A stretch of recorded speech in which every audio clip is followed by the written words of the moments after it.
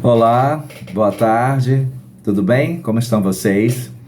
No segundo vídeo, nós havíamos falado sobre a biografia de Freud e no finalzinho deixamos um gosto de quero mais, citando apenas o caso Dora, sem entrar em muitos detalhes, apenas mencionando esse caso que é um dos casos clínicos mais importantes dentro da psicanálise, porque ele vai ali tratar não somente da histeria, mas também poderemos ver uma situação de transferência e talvez até de contra-transferência também, tá?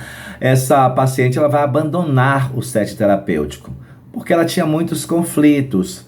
Ela tinha questões com os pais, o pai estava acamado, doente, não era cuidado pela mãe, a mãe entrava pouquíssimo no quarto onde o pai se colocava, e ali era introduzida uma senhora chamada Senhora K.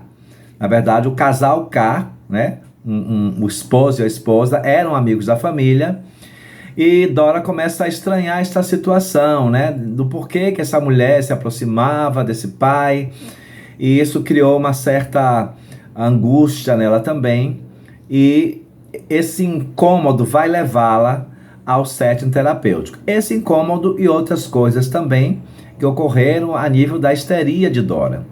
Mas nós não vamos tratar disso nesse momento, porque como é um caso muito complexo, isso merece um outro vídeo, uma outra situação.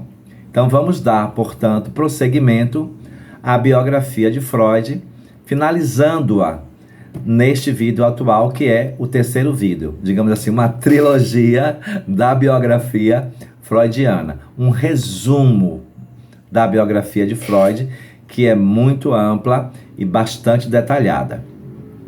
Então Freud ele vai começar, deixa eu pegar aqui meu roteiro, a ter um sofrimento físico. Por quê? Porque ele vai adquirir um câncer, um tumor na mandíbula.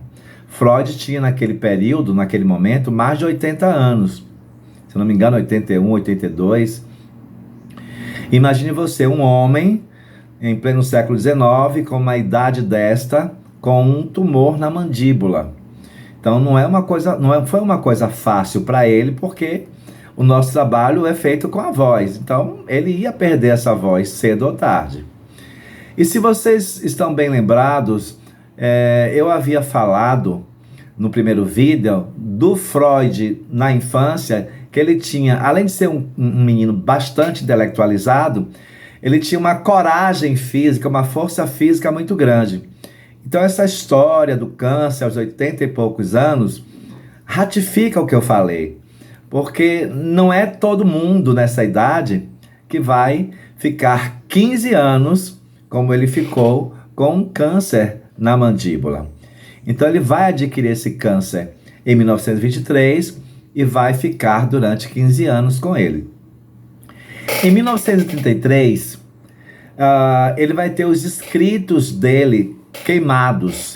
A filha dele, Anna Freud, é quem pega alguns volumes e esconde. Por quê? Porque o nazismo estava assolando e os judeus sendo perseguidos.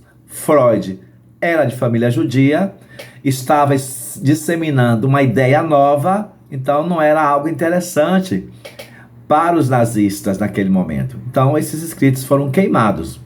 E ele também teve 4 irmãs assassinadas pelo regime nazista. Então vejam que não foi uma vida fácil, né, desse senhor, desta personalidade mundial. Aí ele vai precisar se exilar, sair da Áustria e migrar para a Inglaterra. Mas como? Graças a Deus ele teve ajuda, como era uma época vitoriana, época de reis e rainhas que ainda existiam.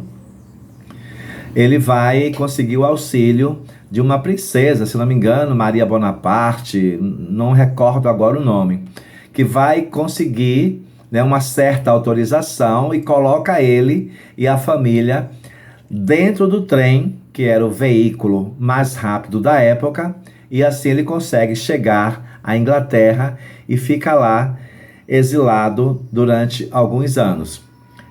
Isso em 1938, basicamente.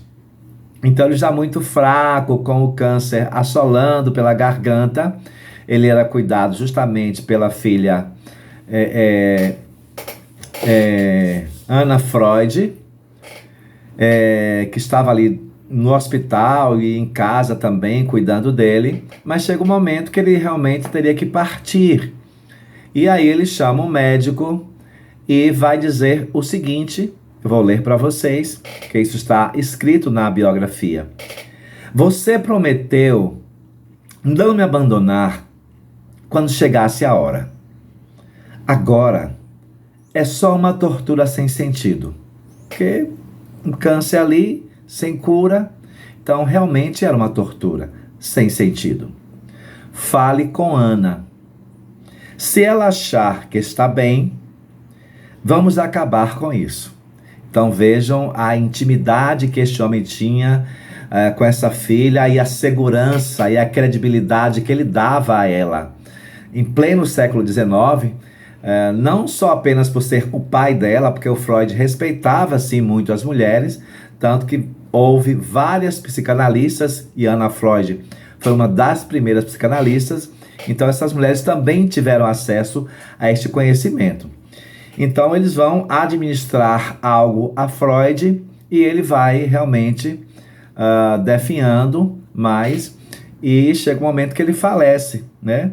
Após 2 dias de coma, ele falece em 23 de setembro de 1938. E assim, meus amigos, nós finalizamos esta biografia de